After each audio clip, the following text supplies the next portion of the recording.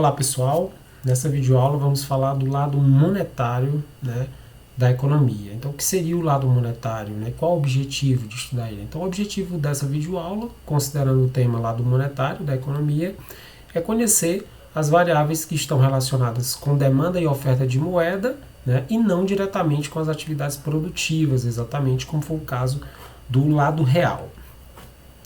E aí alguns pontos interessantes, né? Quando a gente está estudando moeda, né, o lado monetário, é a definição de moeda. Então, o que seria moeda, para que ela serve, né, quais são as principais funções dela. Né? Então, ela é um objetivo, um objeto, na verdade, de aceitação geral, utilizado, né, nas relações de troca, né, de bens e serviços, né, e também tem aceitação, no caso, em cada país, por lei, né, uma garantia ali por lei também.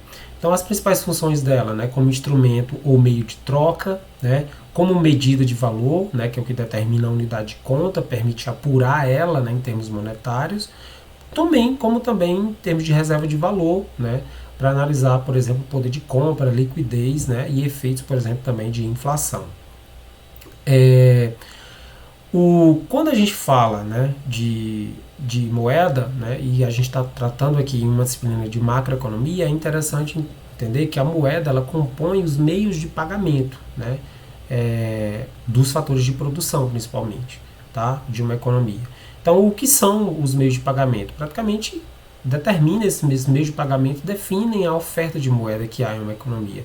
Então, representam todos, né, os ativos com liquidez imediata, por exemplo, em poder do público, né, exceto o setor bancário. Tá? Então, o que seriam os meios de pagamento da economia, de forma bem simples, né, são o papel moeda em poder do público, tá?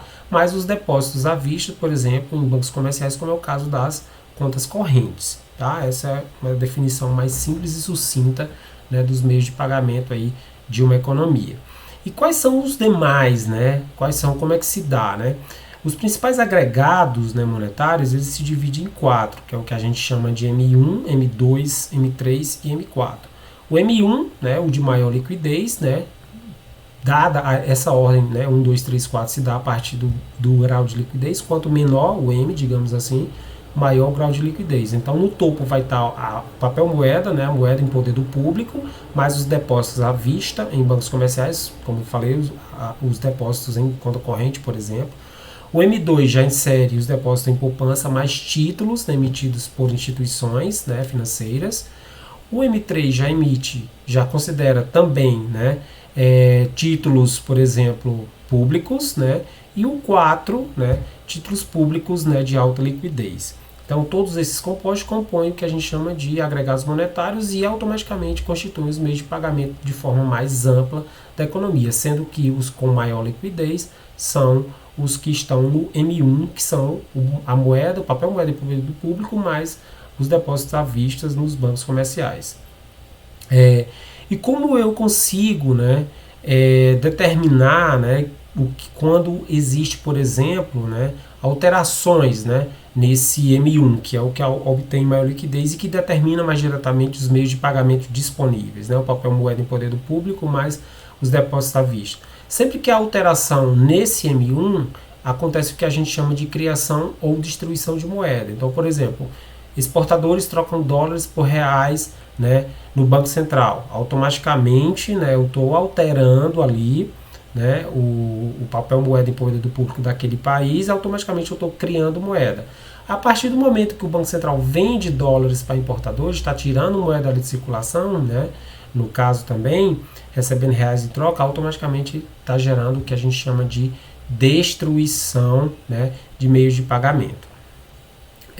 Outro ponto importante, né, para se analisar é o que a gente chama de base monetária. Né? Eu acredito que todo mundo já ouviu falar, a base monetária daquele país é isso, aquilo, enfim, o que seria exatamente. Né?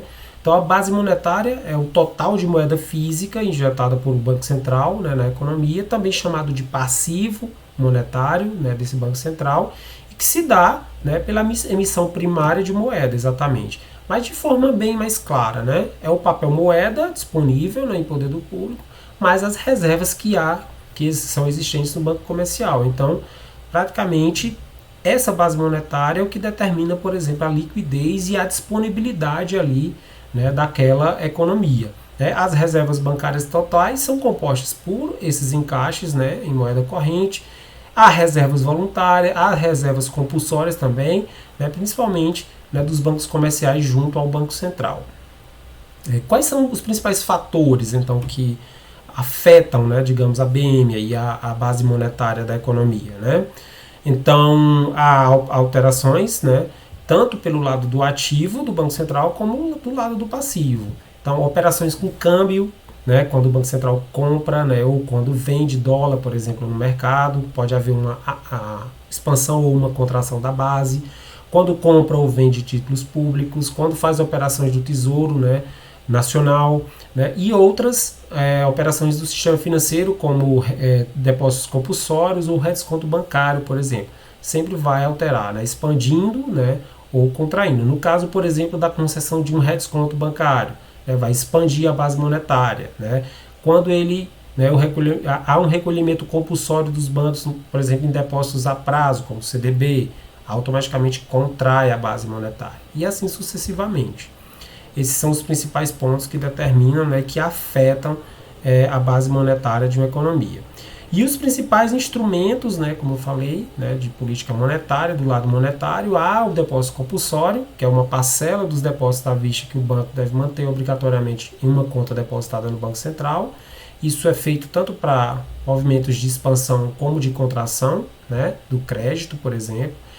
Redesconto ou empréstimos de liquidez é uma linha de empréstimo que o Banco Central oferece aos bancos comerciais quando há uma situação, né, temporária ali, eventual, de liquidez dele, e aí aumentando a taxa ou diminuindo vai alterar automaticamente a oferta, né, de moeda no mercado. Há operações de open market ou mercado aberto, que é quando há essa compra e venda pelo próprio Banco Central de títulos públicos que já foram emitidos, tá? Bem como há outras questões, né, de controle de crédito, né, por meio de regulações, né, das instituições financeiras, principalmente administradas pelo Bacen, que é o órgão, né, executivo do Sistema Financeiro Nacional. Outros pontos a serem levados em consideração no lado monetário, né, pelo modelo clássico da economia ATQM, que a gente chama de teoria quantitativa da moeda, que a partir dela é possível entender a velocidade, né, em que a moeda circula, em que ela passa por várias mãos, e automaticamente a relação dela entre esses meios de pagamento, né, principalmente o estoque de M1, né, e em uma igualdade das relações entre o nível geral de preços e a renda nacional. Outro ponto também, né, importante de ser levado em conta, né, a própria definição, né, e classificação do próprio Keynes, né, em que ele fala, né, que as pessoas elas retêm moedas por 3 principais motivos. Tá? Transação, né, que é a necessidade de manter moeda para pagar compromissos ali rotineiros, a precaução, né, no caso, prevenir, né, incertezas, e especulação, né? Pessoas também que, no caso, especulam ali, no caso, principalmente em termos de escolha intertemporal, né? Visando, por exemplo, um futuro aí em algum título específico. Dessa forma, né, concluindo o lado monetário, a política monetária ela é dada a partir de algumas conclusões, né? Então, a demanda de moeda de uma economia sempre se eleva à medida que se produz mais renda, ou seja, né, quando a atividade produtiva agrega mais riqueza. A procura decresce quando os juros sobem, por exemplo, gerando maiores expectativas, né, e diminui quando, né, recrudesce esse processo inflacionário que destrói o poder de compra da moeda, por exemplo. Tá?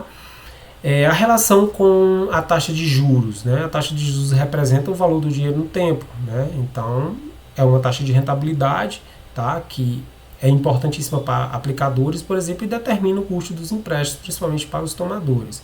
Então, uma taxa de juros alta, né, como por exemplo a Selic, gera algumas consequências também. Né? Sobe o custo para tomadores, por exemplo, de fundos, aumenta o custo de oportunidades, por exemplo, em estocar mercadorias, incentiva o ingresso de recursos de outros países, entre outros pontos. Ok? Então, algumas conclusões que a gente tira, né, alguns pontos principais aqui dessa aula. A demanda por moeda advém de 3 motivos: transação, precaução e especulação, né, seguindo aí um pouco do pensamento de Keynes, sempre que né, a queda na taxa de juros ocorrida no lado monetário leva as empresas no lado real, né, aí fazendo uma interligação com o lado real, a investirem mais, né, elevando também a demanda agregada. E se a economia estiver com desemprego de recursos, a renda nacional vai crescer. Se estiver em pleno emprego, haverá automaticamente uma elevação de preços quando é determinada, por exemplo, pela teoria clássica. Ok? Então eu agradeço a todos, né, que assistiram a essa videoaula e desejo, né, bons estudos aí na sequência da disciplina. Até mais!